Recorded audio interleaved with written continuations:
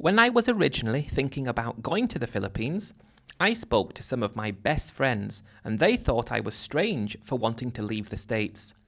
They were all happily married, most of them with kids, and they didn't see what I thought was a big problem with direction that things were going in America. The cost of living after COVID became a constant struggle. It's not that I didn't earn respectable money, but I hadn't bought my own house yet, and the rent became obscene. Just going out to a bar or going out for a meal, and you're spending the sort of money that doesn't seem to be worth what you're getting for it. I'd been recommended content online in relation to the Philippines, and that kind of sent me down the pathway that I went. I expected my friends to be excited about the idea, and maybe that one or two of them who weren't married could see themselves going to the Philippines too. I really was the only one out of anybody I knew who saw the Philippines as a realistic opportunity to do something different and more exciting, in a place that still offers a reasonable cost of living. I found myself getting distant from my friends because I was envisaging such a different path in life. I was planning on being successful and moving full-time to the Philippines and working online, and they weren't interested, so I had to put myself first. When the Philippines finally opened its doors after COVID, I went as soon as I could. I'd managed to stay single and I was still in my early 40s, and it was my intention to just take things as they came. I managed to get work online. I suppose that was one of the good things to come from COVID. Lots of people could now work from anywhere in the world, which was common before COVID, but it came a lot more normal after it. I'd watched videos from all kinds of places in the Philippines, from Manila to Mindanao and everywhere in between. I didn't know which place I would like best. I liked the idea of being in a big city, but I also liked the idea of being in a sleepy beachside town. I thought it would be best to go and spend a bit of time in some different places in the Philippines until I found one that I wanted to commit to. By commit to, I meant take somewhere on a 6-month lease and see how things went. The week before I was due to go, I got together with 6 of my closest friends, guys who I'd known since high school, and we had a kind of goodbye ceremony. None of them were even remotely excited about the thought of leaving the States and going somewhere different and having a completely different life. But for me, I was going into the unknown, and in a few months' time, I would have more experience from the world in that few months than they had in the whole of their lives.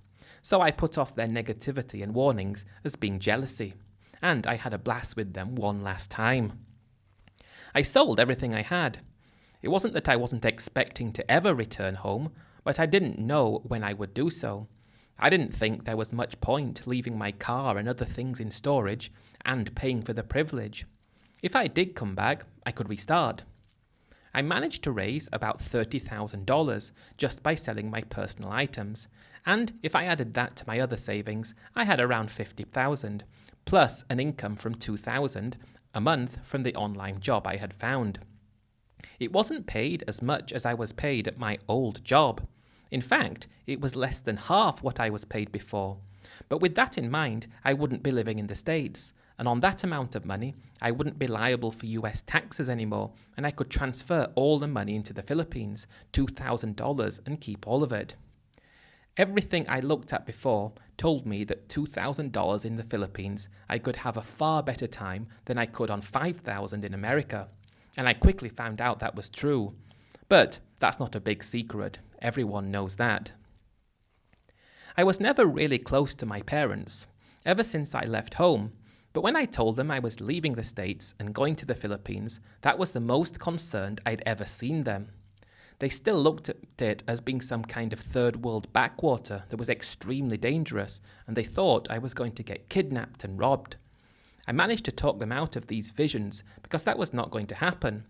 They were concerned and had thoughts of me being held at ransom and them getting calls in the middle of the night demanding hundreds of thousands of dollars to release me, otherwise they're not going to see me again. I did have a laugh at their expense when they brought this up, and I think they eventually calmed down, but I did tell them if I was successful there, I would pay for them to come and visit whenever that may be. When I told my job I was leaving, they thought I was crazy as well. They didn't understand that the amount of money that they were paying me wasn't enough for me to live the life that I wanted to live. So why was I committing to giving them all my time in return for the ability to only live? I wanted more than to live. I wanted to thrive, and I wasn't getting that in America.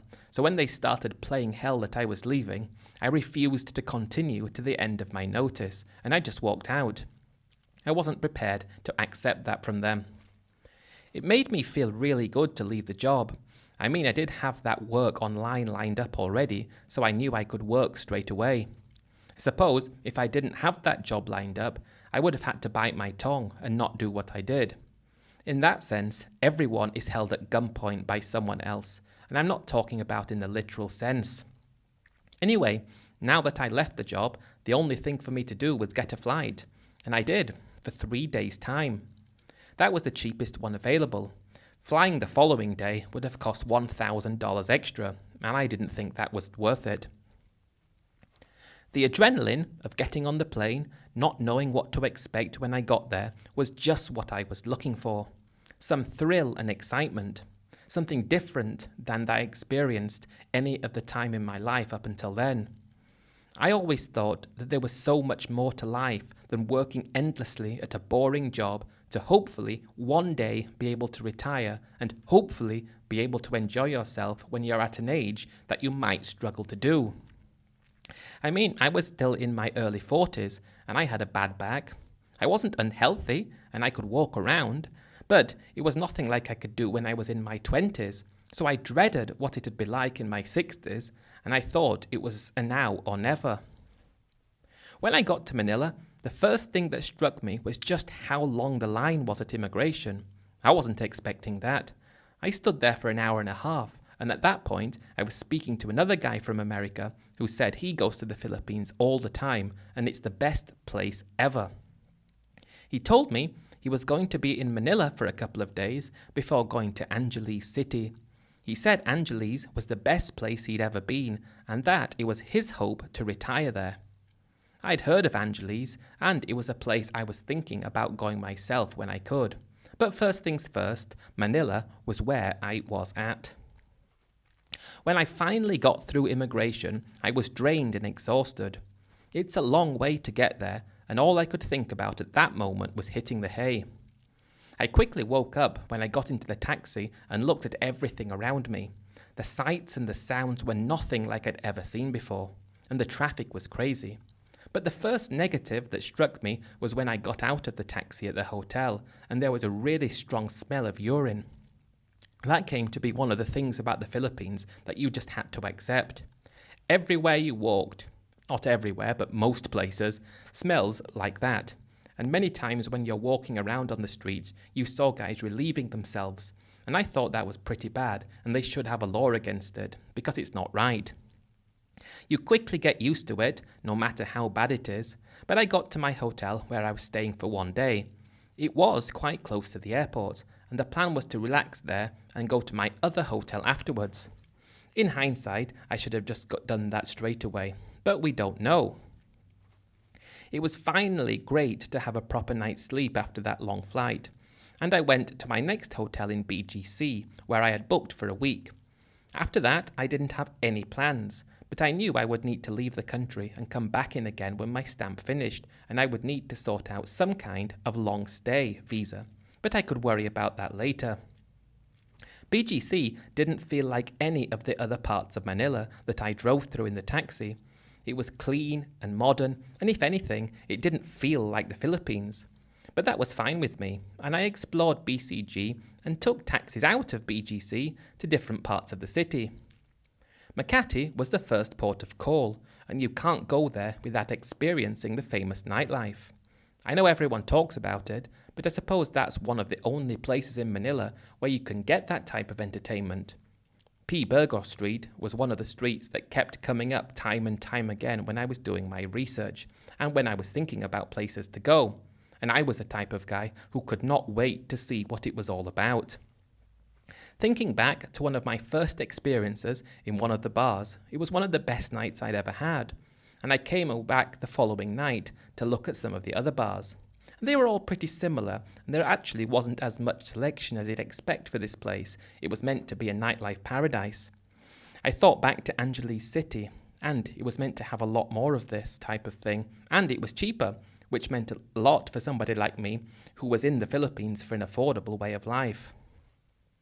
I need to mention at this point, I am working, and the internet connection at my hotel in BGC was perfect, and I'm working US hours, which wasn't ideal, but because I'm working through the night.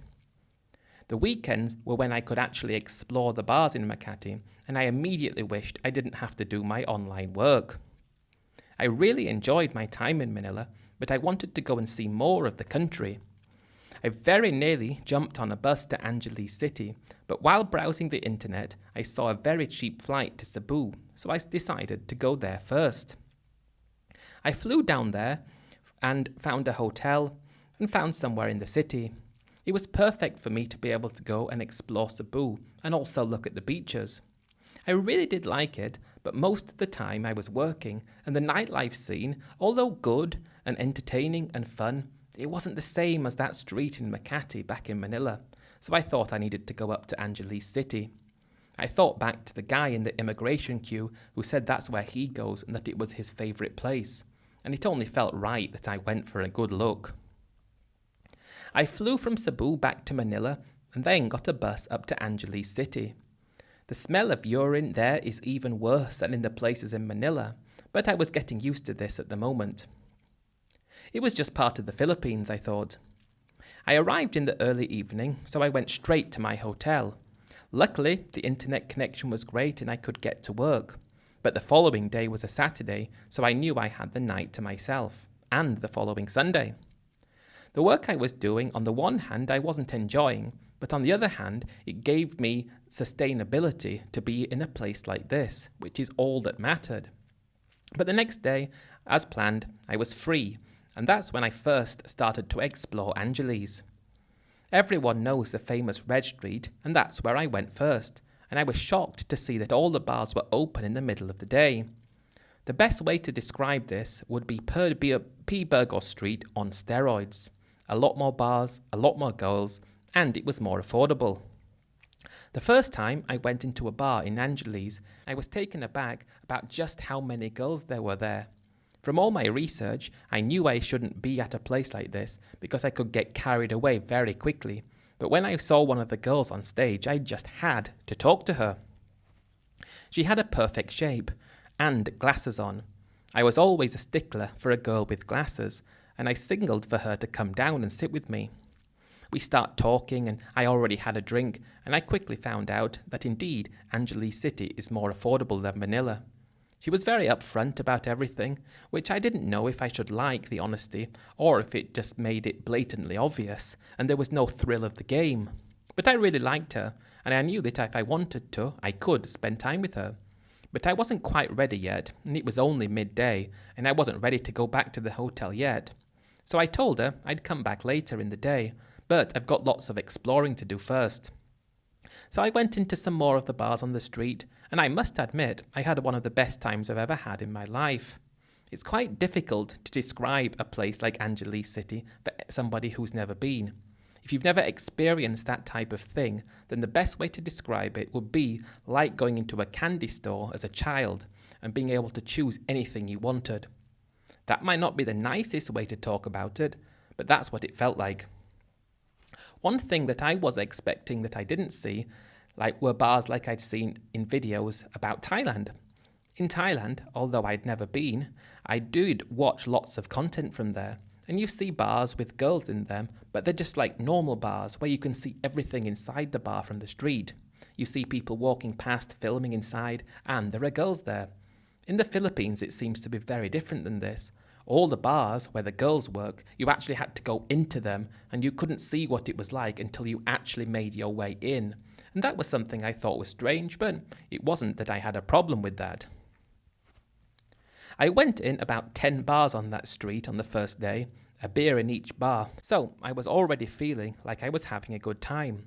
And although I'd spoken to girls in all of these different bars, I wanted to go back to the first one because none of the girls seemed to be as intriguing as the first. I made it back about 5 p.m, but she wasn't there. Of course, I thought, well, obviously she's working, but I was told that the shift changed at 3 p.m, and she only works in the day and not at night, so she's already gone home for the day. I thought, well, that's okay, I can come back the following day. It started to turn into the early evening, and then you're walking on the street, there are so many guys offering you all kinds of things. I had one guy offer me hard drugs, and that made me think about the things you see on TV, where people are arrested and thrown in some of the worst jails in the world, and I stayed clear of those guys. I wonder if they actually do sell drugs there, or if it's just a sting operation, and any time somebody says they want something, the guys get blackmailed. I wasn't going to find that out. But I had a meal in one of the restaurants on Red Street and went back to the hotel to hit the hay. I didn't know what to think about Angeles City. On the one hand, I could see myself living there, but on the other hand, I could also see myself getting carried away there and not finding myself in a good place. But I wasn't ready to leave yet. I was having too good of a time, and it was Sunday and another night I had free. I wanted to go back to the bar where I met that first girl, but I thought I would go and have some beers first so I could pluck up a bit of courage to talk to her more candidly. In some of the bars I was in the previous day, I had seen guys doing all kinds of stuff that I would have felt uncomfortable doing, especially if I didn't have a drink. So I had a few Red Horse beers in the bar at the end of Red Street, the open air one where they have a few pool tables, then I walked back to the first bar. This was at the other side of Red Street, so of course I had to avoid all the guys selling things that I didn't want to buy, and all the girls selling things that I also didn't want from them. But I was just loving how the place was, and everything felt so great. I finally get back to that bar, and the guy at the front opens the curtain and I walk in. And I go and sit down at the exact same spot as I did the day before. The girl was there, and I think she recognized me, and I called her over and she sat down. I told her I came back yesterday and you weren't there. And then she talks about the day shift and how she used to work the night shift but she prefers the day shift and everything like that. And I ordered a drink, a beer for me, and I found out that she was only drinking orange juice. I'd never seen any of the other girls do that as they usually drank alcohol, but she said she was allergic to alcohol. At the time, I wasn't sure if that was the truth, but I thought, up to you. I don't want to force anything onto her. I brushed it off, and we start talking more, and she leans over to pick something up from the floor. I don't know if she did that on purpose, because it was quite exciting, and let's leave it like that. I told her that I would really like to spend the day with her. Does she know anywhere where we can go and look around and, just talk and let's get to know each other? I did try and insist that I would like to go until the following morning, but let's go out to eat first, and I wanted her to show me around. So it was all arranged with the bar, and we left. She asked me where I wanted to go, and I just said, take me somewhere that's fun. So she took me to the mall. She didn't want me to buy anything there, but I felt like I wanted to treat her for a little bit of something. I asked her to pick out 1 or 2 items of clothing that she might like. She was really grateful, and she chose some things, and then we went to a nice Filipino restaurant that she recommended. I cannot get enough of lechon, some of the best pork I'd ever eaten, and in the Philippines it was great, and that was the speciality of the restaurant where we went. It was a really great meal, and I'm going through some beers, but she's not drinking alcohol, and I actually found out that yes, she was indeed allergic to it. It was a bit of a bummer, because I do like to go out for beers with my girlfriend, but never mind. Then we get back to the hotel and go for a swim. We had to wait till the early evening to swim because she didn't want to go out in the sun. But we had a great night, and the following day she had to go and get ready for work. But I asked her not to bother and just stay with me. So she called the bar and it was arranged that she would stay with me until I started work later on. When we went out that day, I got to know more about the city and a lot more about her. She said she was from a province called Leyte, which was south of there, and that's the only place she'd ever been apart from Leyte, was Angeles. She didn't even fly, she said. She went on a boat and a bus, and it took over a day. I thought that was quite funny because lots of the girls that I spoke to said the same thing. I can remember when I was in some of the other bars talking to some of the other girls, and lots of them seemed to be from Leyte. And also, lots of them had never been anywhere apart from Leyte and Angeles City, and none of them flew. Looking at the plane ticket prices, they were so cheap. I mean, they must have been really poor if they couldn't afford that. So that was a bit of a shock to learn that people in the world were actually so incredibly poor they couldn't pay $50 for a plane ticket and instead would pay $25 for a boat and a bus that would take over a day as opposed to 1 hour. That evening, I start work and she left and went back home. And I knew she'd be working back at the bar the following day. I didn't really like the idea of her doing that, but I knew I couldn't do anything about it. So I got on with my work and everything was good, and I went to bed in the early morning and woke up around noon, and I went straight to her bar. Unfortunately, she wasn't there. She'd gone out with someone, which was a bit unpleasant to listen to. But I waited and she came back not long after, and I asked her to spend the rest of the day with me until I started work, which she did. At this point, I don't have any plans to go anywhere else in the Philippines. I really wanted to go down to Mindanao and Bohol, but I never got there, and I found myself just going back to her bar every day and getting her to stay with me until the evening. But this was going on, and I was spending too much money. But when she wasn't with me, she was starting to call me and starting to act like she wanted to see me, and I'm getting carried away with her. I'm falling for her, and I don't want her to work in the bar anymore. She said she didn't make much money in the bar, so I thought, why don't I just get her to live with me? The next time I saw her, I did ask about this. I'd only been seeing her for 2 weeks, but I felt like that was long enough, and there was something about this girl that drove me crazy. She asked if I was sure, and I said I'm more than sure. I really want to get to know you more. If it doesn't work out, then it doesn't work out, but we might as well try. She said she was happy to do that, and it was arranged with the bar that she could stop working, but the bar was giving some money so she could get back and work there later if she needed to. At this point, I'm still in the same hotel, and I decide that maybe we need to rent somewhere to live, and also I'm going to need to leave the country soon to get another stamp, and then I need to look into some better visa options.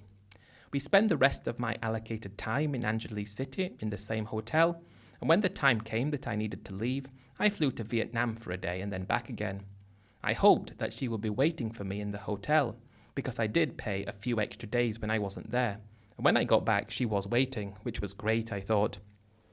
I decided to stay at the same hotel for another month before I needed to leave the Philippines again, and she was with me all the time, and we're getting more and more serious.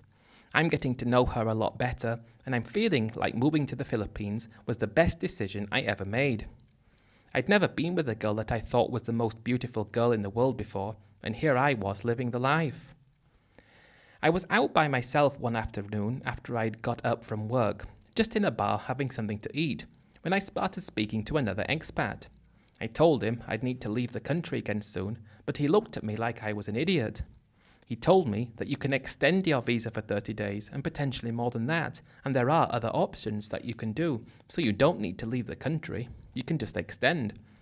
That was good to know. I couldn't believe I didn't know it before.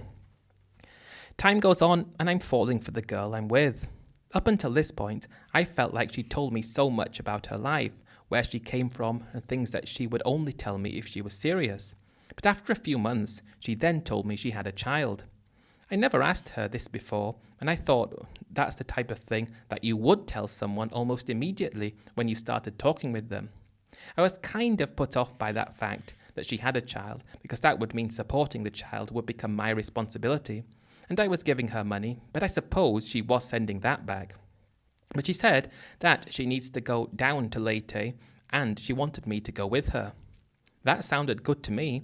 I was interested to go and look somewhere else and go with her by my side. She said she wanted to go on the bus and the boat because she didn't like flying. I told her, don't worry, I can pay for the plane ticket. But she said she wanted to go on the bus and the boat.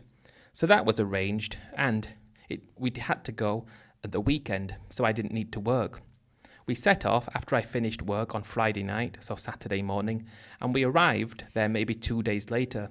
What a crazy trip that was, and I wouldn't want to repeat that again. But when we got there, we checked into a hotel in the main town, and the following day, after I'd finished work early, we were driven in a taxi about an hour to where she was from. I had never seen such a beautiful place. I mean, the beach and the scenery were some of the best I'd seen. It was upsetting that when you saw the human infrastructure, it kind of put a damper on the actual beauty of where we were. But I just took it as being the place being a bit run down and not having the best time of things. But this is exactly what kind of beach experience I was expecting to find in the Philippines. It was right in front of me, and I just hoped that the internet in the local hotel would be good enough for me to do my work. Luckily, it was, so that was a positive. And she introduced me to her family without any problems. I think by this point she was seriously into me. And she introduced me to her son, who was 8 years old. With her being 24, that made me do a bit of mental calculations, but I didn't say anything. I had such a wonderful time with her in Leyte, and I didn't want to go anywhere else. I didn't really want to go back to Angeles City because this place was a paradise, and I asked her what would be the possibility of living somewhere like this. She said she'd love to live here, but the only reason she went to Angeles City was to make money. That got me thinking. Let's spend more time in Leyte and explore everywhere, from Tacloban City to Ormoc and all the way down to Macrahon. In total, we spent a month touring around, and it decided that I wanted to move there. I didn't want to be anywhere else. At this point, I'm starting to feel like I'm really happy. I'd never felt this happy, and when I found out about a visa I could get if I was married, which would allow me to live permanently in the Philippines without ever having to leave the country or do anything like that again, I think that sold it for me, and I asked her to get married with me. Getting married for a visa, I don't think that's what I was actually doing it, but that expedited my decision to get married, because a few months later we were indeed married and I was in the process of applying for the visa. We were still touring around and staying a week here and a week there and living a nomadic lifestyle. That's something I really enjoyed doing, but I did think we would need to put down some roots at some point so we could save money. I wasn't going over my $2,000 a month budget, but if we could spend, say, $1,500 a month and save a bit, that would be better for our futures. I'm thinking about our now as opposed to my, because I was married. When I told my friends back home I was married, and I sent them a picture of me with her, they all commented about just how beautiful she was, but they also had some snide remarks that I kind of overlooked. What do you expect? If you're going to the Philippines and getting married to someone that's a bit younger than you, you're going to get comments like that. I just took them as good fun. I still had all my savings, and at this point, because my work was going so well, I thought that we could build a house and live there and build it as close to the beach as possible. There was so much land available for sale close to where she was from that it seemed like a good idea to me. So that's what we did, and at the end of 2023 our house was built. It was only built modestly, but I also felt good that I was able to provide a home for her child. She really seemed to appreciate that, and we've been going from strength to strength. I finally got my visa, though, around the same time that the house was built, and I've been working at the same job since then, and now I'm earning $2,300 a month, which is fantastic in the Philippines. I am the happiest I've ever been, and I'm living with a stunning wife, 5-minute walk away from a beach that hardly anyone uses, with crystal clear turquoise waters. The negative to that is that there are no bars on the beach selling beer, so you've got to take your own cooler full of beer and ice, but that's only a minor inconvenience. I'm still not yet 50, but when I do turn 50, I plan to bring both my parents, who are in their 70s, for a visit to the Philippines. We do have a spare bedroom in our small house that they can stay in, and I want to show them my life. They are still very active for their age, so I think it's only right to show them how I found happiness in a new country. That is my story. I mean, it is still ongoing, and I do know there are going to be people who say something's going to happen and I'm going to lose everything, but I can't see that happening now because things seem to be going so well.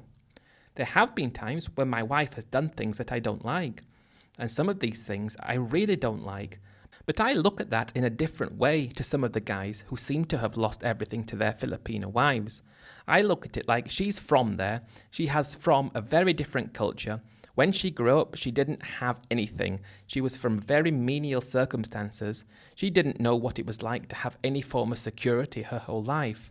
So she can be forgiven for doing things that a girl in America wouldn't do. It does make me upset from time to time when things like this happen, but I think it's just best to spend an hour apart and things get back to normal. I really do enjoy listening to most of the stories on your channel. There are some that I think the guy just sounds like a fool. But they do help me to look out for any signs that perhaps my wife may be doing something that she shouldn't be doing. But so far, I haven't picked up on any of these signs. I haven't seen any red flags. But are they going to come years later? I don't know. But I tell you what, I will send you a follow-up story in a year's time and let you know just how things are going. I've actually made a note on my phone's calendar, so I'm going to get a reminder of that. I can't see myself stopping watching your channel because I really enjoy it, so wait to hear from me again in a year's time. I hope I'm still in the same place and life is still as good as it is.